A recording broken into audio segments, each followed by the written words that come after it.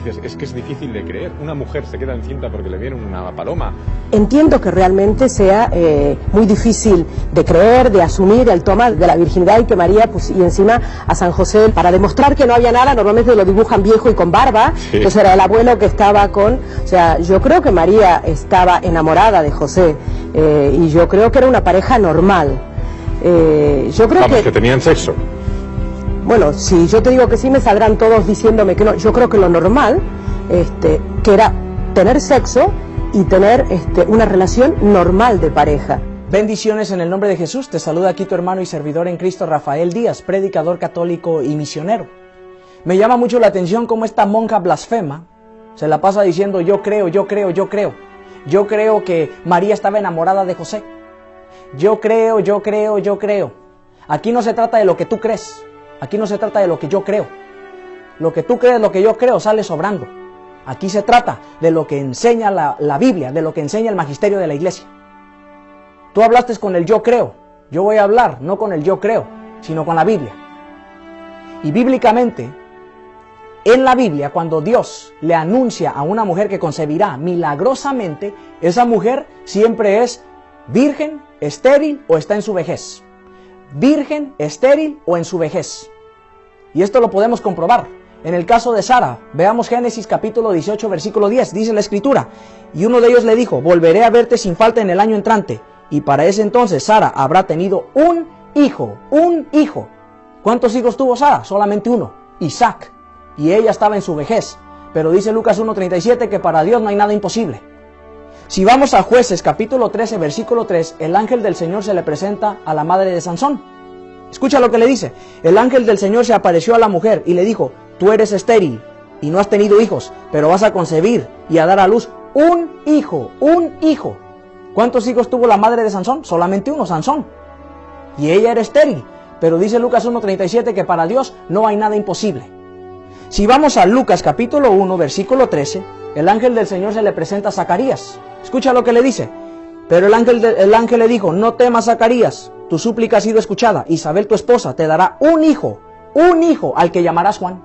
¿Cuántos hijos tuvo Zacarías e Isabel? Solamente uno, Juan. Y sabemos que Isabel, aparte de estar en su vejez, era estéril. Esto lo comprobamos en Lucas 1:36. También tu pariente Isabel concibió un hijo a pesar de su vejez. Y la que era considerada estéril ya se encuentra en su 6º mes. Y dice el versículo 37, porque para Dios no hay nada imposible. Ahora vayamos a Isaías capítulo 7, versículo 14. El Señor va a dar la gran señal. Dice la escritura, por eso el Señor mismo les dará una señal. La virgen está encinta y dará a luz un hijo al que pondrán por nombre Emanuel. La señal está en dos partes. La primera, la virgen está encinta. Si usamos la lógica, no tiene sentido. Como una mujer va a estar encinta y ser virgen, pero para Dios no hay nada imposible. La segunda parte, dará a luz. ¿Cómo una mujer puede dar a luz y seguir siendo virgen? En la lógica no tiene sentido, pero para Dios no hay nada imposible. ¿Y esta señal se cumple? Claro que sí. Vayamos a Lucas capítulo 1, versículo 34. Lucas 1, 31 al 34.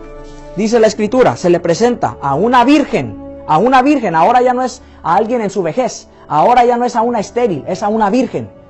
Y esto es lo que dice el ángel. Pero el ángel le dijo, no temas María, porque Dios te ha favorecido, concebirás y darás a luz un hijo, y le pondrás por nombre Jesús. Lo que me llama la atención es la actitud de María. Versículo 34. María dijo al ángel, ¿cómo puede ser eso si yo no tengo relaciones con ningún hombre? ¿Qué diferencia la actitud de María con la actitud de Sara? Porque si vamos a Génesis capítulo 18, versículo 12, escucha la actitud de Sara cuando se da cuenta que va a concebir. Por eso ella rió en su interior mientras pensaba, con lo vieja que soy, volveré a experimentar el placer. Mira qué diferencia. ¿Por qué es que María dice, ¿cómo puede ser esto si yo no tengo relación con ningún hombre? Porque María siempre pensó en ser virgen. No importara que tuviera hombre o no tuviera hombre. ¿Por qué? Porque ya Dios la había destinado para esto desde antes de la creación. María siempre fue destinada para ser la siempre virgen. Y esto lo comprobamos claramente en Mateo, capítulo 1, versículo 20 en adelante. el ángel se le presenta a José y le dice, mientras pensaba en esto, el ángel del Señor se le apareció en sueños y le dijo, José, hijo de David, no temas recibir a María tu esposa, porque lo que ha sido engendrado en ella proviene del Espíritu Santo. Ella dará a luz un hijo, a quien pondrás el nombre de Jesús, porque él salvará a su pueblo de todos sus pecados. Todo esto sucedió para que se cumpliera lo que el Señor había anunciado por el profeta. Aquí se cumple la señal. La Virgen concebirá y dará a luz un hijo, a quien pondrán el nombre de Manuel, que traducido significa Dios con nosotros. Y más interesante el versículo 24. Al despertar, José hizo lo que el ángel del Señor le había ordenado. Llevó a María a su casa, y sin que hubieran hecho vida en común, ella dio a luz un hijo y le puso el nombre de Jesús. Qué interesante esto. Monja blasfema, has ofendido la virginidad perpetua de María. Literalmente con tus blasfemias. Lo que has hecho es tomar los dogmas, la moral de la iglesia y tirarlos por el piso. Y mucha gente me ha escrito, ella ya escribió una carta pidiendo perdón. Esa carta hay que tomarla y tirarla a la basura. ¿Por qué? Porque eso se llama ser hipócrita. En el mundo quieres quedar bien, pero acá en la iglesia también quieres quedar bien. Preferiste quedar bien en ese programa, preferiste quedar bien con esas personas y no con la sana doctrina de la iglesia. Pero como ya me vine para acá, ahora voy a pedir perdón. No se puede, eso es ser tibio. Y el tibio va a ser vomitado de la boca de Dios. Apocalipsis capítulo 3, versículos del 15 al 16. No podemos seguir así. Eres una vergüenza para los dominicos. Eres una vergüenza para la iglesia. Necesitas ser quitada de ese puesto que tienes. Porque no podemos seguir así.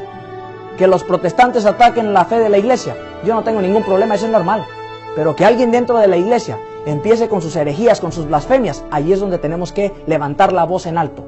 Porque por tus blasfemias mucha gente se puede ir de la iglesia. ¿Por qué? Porque se van a confundir. No podemos seguir así. Hermano católico, hermana católica, no te dejes engañar por estos apóstatas, por estas personas que blasfeman. Has ofendido, monja blasfema, la virginidad de María. Has ofendido a la madre, por tanto has ofendido a la iglesia. Y no podemos seguir así. Que nadie te engañe, mi hermano católico, mi hermana católica. Las herejías vendrán, pero al final la iglesia nunca se destruye porque es de Cristo. Sigue adelante en esto que es la defensa de la fe y no olvides que un católico instruido jamás será confundido. Dios te bendiga. Bendiciones.